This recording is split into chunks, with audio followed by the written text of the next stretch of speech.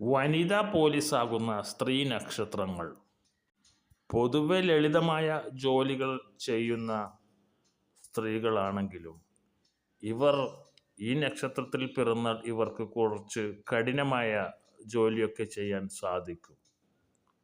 അവരാണ് വനിതാ പോലീസ് സ്ഥാനത്തൊക്കെ എത്തുന്നത്. നമുക്കറിയാം, രുചക യോഗമുള്ളവർ എന്തായാലും പോലീസിലെത്തും. അതുപോലെ കുജൻ 10ാം ഭാവാധിപനായി സ്വക്ഷേത്ര ബലവാനായൊക്കെ ഇരിക്കുന്ന ജാതകങ്ങളിലുള്ളവരും പോലീസാകും.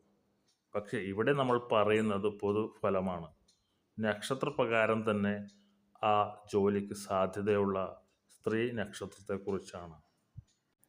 പണ്ട് കാലത്ത് ദണ്ഡനാധികാരമുള്ള ഒരു ജോലിയായിരുന്നു പോലീസ്. ഇന്ന് സ്ഥിതി അതല്ല. പിടികൂടുന്ന പ്രതിയെ പ്രതിയാണെന്ന് തിരിച്ചറിയുന്നതുവരെ പോലീസിനൊന്നും ചെയ്യാൻ സാധിക്കില്ല. മാത്രമല്ല, കോടതിയാണ് ദണ്ഡനങ്ങളൊക്കെ നൽകുന്നത്. ശിക്ഷയിലൂടെയും മറ്റു പിഴകളിലൂടെയും. എങ്കിലും ഓടുന്ന പ്രതിയെ പിടികൂടാനും കായികക്ഷമതയും ബലവും ഈ തൊഴിലിന് ആവശ്യമാണ്. അതുകൊണ്ട് തന്നെ അത്തരം സാമർത്ഥ്യക്കാരായ നക്ഷത്രങ്ങളാണ് ഈ തൊഴിലിന് കൂടുതലും യോജിക്കുന്നത്.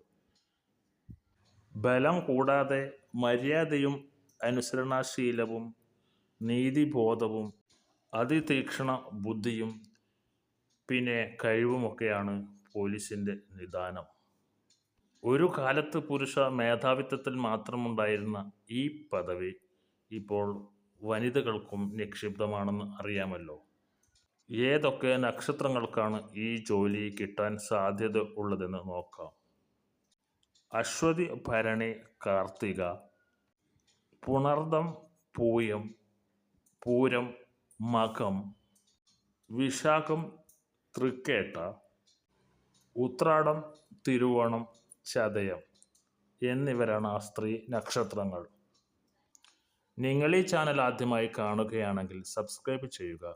ജ്യോതിഷ സംബന്ധമായ വിവരങ്ങൾ ഇതിലൂടെ പങ്കുവയ്ക്കാം. നന്ദി, നമസ്കാരം.